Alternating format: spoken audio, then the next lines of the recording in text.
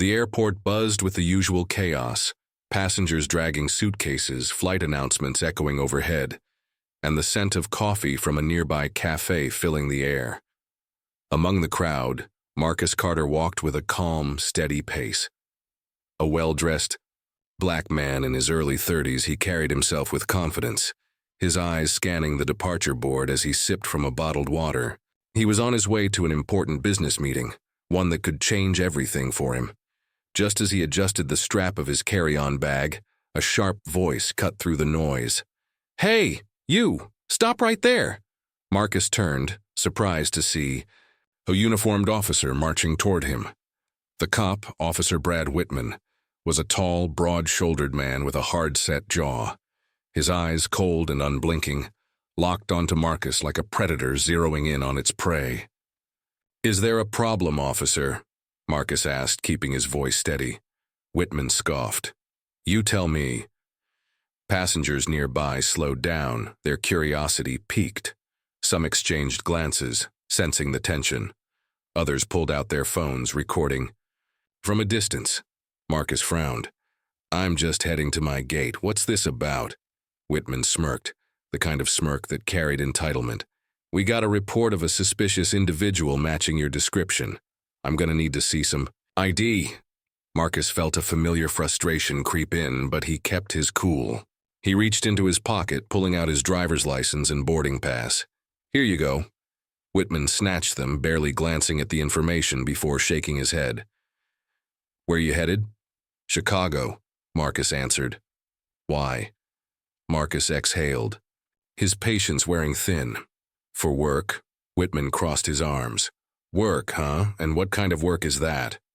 Marcus met his gaze. "I'm a corporate attorney." For a split second, something flickered in Whitman's expression. Surprise, maybe even resentment. But it was gone just as fast. He stepped closer, lowering his voice. "You think just because you put on a suit, you don't fit the profile?" Marcus's jaw tightened.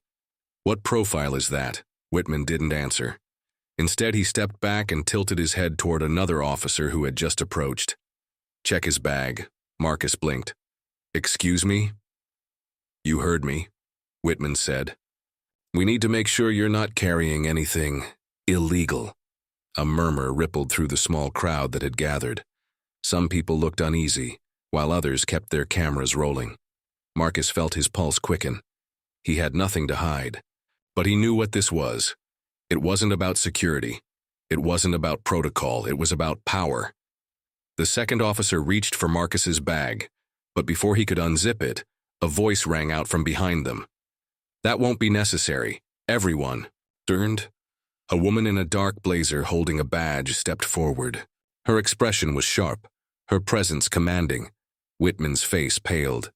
"Agent Monroe," he muttered. The woman didn't even acknowledge him. Instead, she looked at Marcus. "Sir, I apologize for this inconvenience. You're free to go." Marcus hesitated, glancing between her and Whitman, who now looked visibly uncomfortable. Something was off. This wasn't just a random stop. This was personal. And whatever was happening, it was far from over. Marcus hesitated for a moment, his grip tightening on the strap of his bag. His heart was still racing, but he forced himself to stay composed. He could feel the weight of dozens of eyes on him. Passengers watching, phones still recording. The tension in the air was thick, pressing down on him like a heavy blanket. Agent Monroe turned toward Whitman, her expression unreadable. "Officer, I need a word with you. Now." Whitman's jaw. But he nodded stiffly. "Of course, Agent." The second officer, who had been reaching for Marcus's bag, stepped back, unsure of what to do. Monroe didn't even look at him. Instead, she turned to Marcus with a firm but professional nod. "Again, I apologize for this. Please continue with your travels." Marcus exhaled slowly, his instincts telling him that something wasn't right. He wasn't just being stopped randomly. Whitman's hostility had been too pointed, too personal, and the way Monroe had stepped in so quickly, without hesitation, it felt like she knew something he didn't. He considered pressing for answers, but he knew better. Pushing back in a situation like this, no matter how unfair, could turn things against him fast. Instead, he took his documents from Whitman's stiff fingers and slid them back into his pocket. Without another word, he adjusted his bag on his shoulder and turned toward his gate. As he walked away, he heard Monroe's voice, low but firm. "My office now." Marcus didn't look back. His mind was still racing by the time he reached the security checkpoint. The officers there barely glanced at his ID before waving him through. As he placed his bag on the conveyor belt, he caught his reflection in a nearby metal panel. His face was tense, his shoulders rigid. He exhaled, trying to shake off the frustration that still clung to him. But the feeling wouldn't go away. Why had Whitman singled him out? Was it just another case of profiling, or was there something deeper? And who exactly was Agent Monroe? The way Whitman had reacted to her wasn't just professional courtesy. It was fear. Marcus stepped through the metal detector, grabbing his belongings on the other side. As he slipped his watch back on, he caught sight of a man in a gray hoodie standing near a vending machine, eyes locked onto him. It was subtle, just a glance too long, an interest that didn't seem casual. Marcus pretended not to notice, keeping his movements natural as he walked toward his gate. But as he moved, so did the man. Something was definitely wrong. Instead of heading straight to his seat, Marcus veered toward a newsstand, pretending to browse the magazines. Through the reflection in the glass, he saw the man stop near a seating area, pretending to check his phone. Marcus clenched his jaw. Was this connected to what just happened, or was he just being paranoid? Before he could decide, his phone buzzed. In his pocket. He pulled it out and glanced at the screen. A text from an unknown number. "Be careful. You're being watched." A chill ran down his spine. Marcus's first instinct was to look around, but he forced himself to stay calm. He moved his thumb to the keyboard, typing quickly. "Who is this?" No answer. He swallowed hard, his pulse quickening. Someone knew what was happening. Someone was trying to warn him. His flight was in less than an hour. He could just get on the plane and leave all of this behind. But something told him this wasn't over. Not even close. For a few moments, Marcus debated his next move. He wasn't the type to run from a problem, but he also wasn't reckless. He needed to be smart. Whatever was happening, it was bigger than just a racist cop trying to exert power. Taking a deep breath, he put his phone away and casually made his way to a row of empty chairs near his gate. He sat down, pretending to scroll through his emails. But his eyes kept flicking up every few seconds. The man in the gray hoodie was still there. And now, he wasn't alone. A second man, dressed in all black, had joined him. They exchanged a few words before both of them turned in his direction. Marcus's stomach clenched. This wasn't paranoia. This was real. And he was right in the middle of something he didn't understand. Marcus forced himself to stay calm. His heartbeat pounded in his ears, but he kept his breathing steady, pretending to stay focused on his phone. If the two men watching him were working together, he had to be careful. He couldn't let them know he was onto them. He casually glanced at the boarding screen. His flight was still on time, set to leave in just under an hour. That gave him some time, but not much. He needed to figure out who these guys were and why. They were watching him. His mind raced through the possibilities. Was this about Whitman? About the confrontation earlier? That didn't make sense. Racist cops didn't usually send people to follow you through an airport. This was something bigger. But what? His phone buzzed again. Another message from the unknown. "Number, don't go to the gate, they're waiting." Marcus's stomach tightened. He lifted his eyes slightly, watching as the two men exchanged glances. One of them nodded, then walked away toward the boarding area, while the man in the gray hoodie stayed behind, still watching him. His fingers hovered over the keyboard, debating whether to reply to the mystery sender. "Who are you?" he finally typed. No response. His options were narrowing. He could try to board the flight, but if someone was waiting for him at the gate, that could be a trap. He could try to leave the airport, but if these guys were watching him, they might follow. The safest option? Stay put and gather information. He stood up, stretching as if he was just another tired traveler waiting for his flight. Then, without looking directly at the man in the hoodie, he casually walked toward the nearest cafe. He needed to think. And sitting in a public place with lots of people around felt like the safest option. The cafe was half full, the scent of fresh coffee and baked pastries lingering in the air. He ordered a black coffee, taking his time as he scanned the room. There were travelers everywhere, some working on laptops, others chatting, a few scrolling through their phones. Then he saw her, Agent Monroe.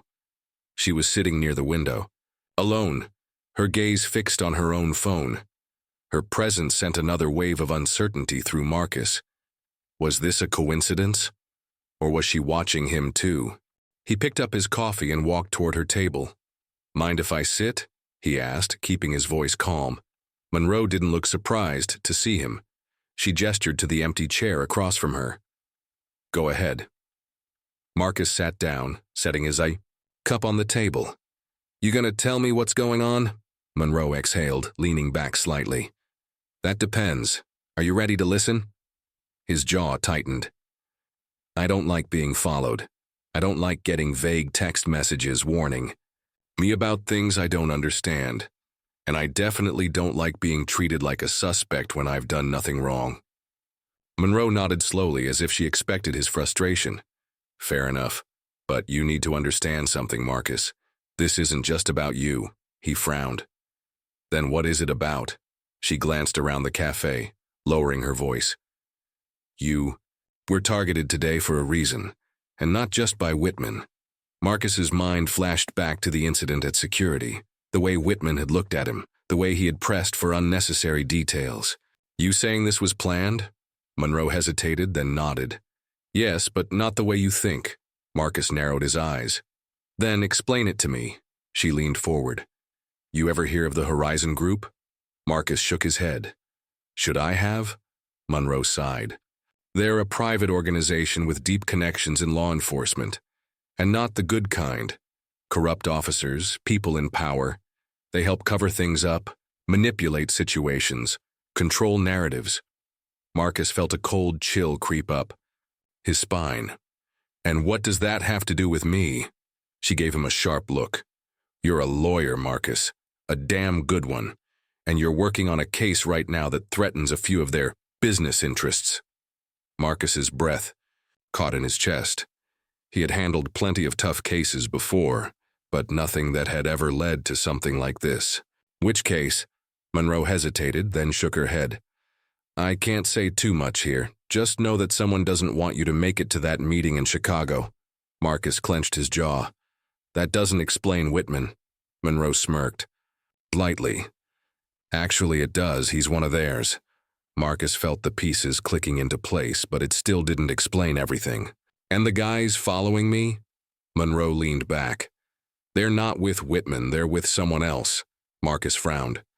"So I have multiple people after me?" "Seems that way," Monroe said. Marcus ran a hand over his face. "Great." Monroe's expression grew serious. "You need to trust me, Marcus. You can't get on that plane." He studied her for a long moment, his gut telling him she was right. But if he didn't board, then what? He wasn't just going to sit around and let people come after him without answers. Before he could respond, his phone vibrated again. Another message. "They know you're with her. Get out. Now." Marcus looked up sharply, his instincts screaming at him. The man in the hoodie was gone, and that meant only one thing. Whatever was happening next, it was already in motion. Marcus's breath tightened in his chest as he looked around the cafe. The man in the hoodie had disappeared, and now there was no way of knowing how much time he had before something went down. His fingers gripped his coffee cup, the warmth doing nothing to calm the chill spreading through him. Monroe's phone vibrated on the table. She glanced at the screen, her expression hardening. "We need to move now." Marcus didn't hesitate. He stood up, his mind racing as he followed her toward the exit. He could feel it. That pressure in the air, the invisible weight of danger closing in. As they stepped out into the terminal, he caught sight of two men near the boarding gates. They weren't even trying to be subtle anymore. One of them had his arms crossed, eyes sweeping the crowd. The other was on his phone, speaking low, his gaze flicking in their direction. Marcus leaned closer to Monroe. They're waiting for me. She nodded, her voice steady but urgent. We have to go. Another way. Without missing a beat, she turned sharply, leading him toward a service hallway near the side of the terminal.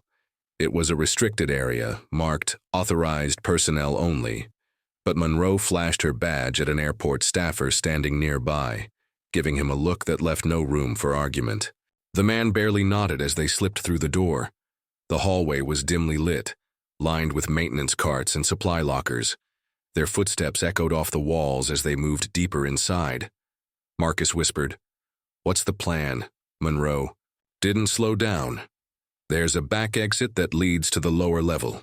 If we get there before they realize we're gone, we might have a chance to slip away unnoticed." Marcus exhaled sharply. "And if they do realize?" Monroe's eyes darkened. "Then we improvise."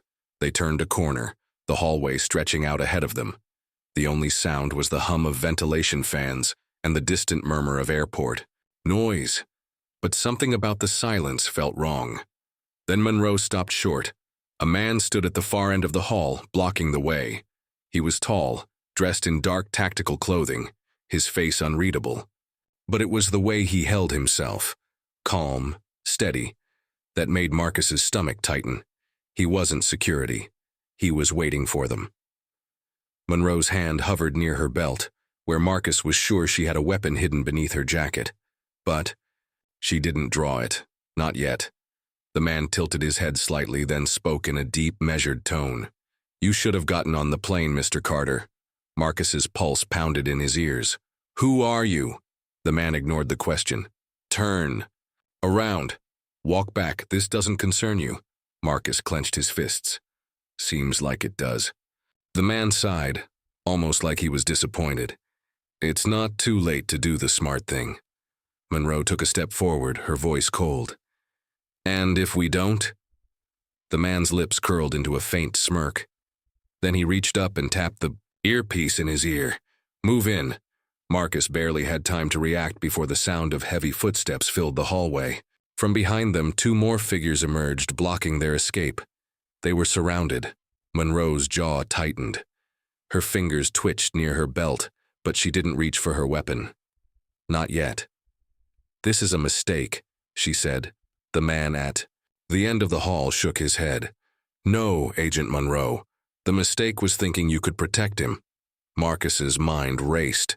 He had no idea who these people were, what they wanted, or how far they were willing to go. But one thing was clear. This wasn't just about intimidation anymore. They weren't going to let him walk away. He swallowed hard, his pulse thundering. "What do you want from me?" The man's smirk faded. "Your silence." And then, without warning, everything exploded into chaos.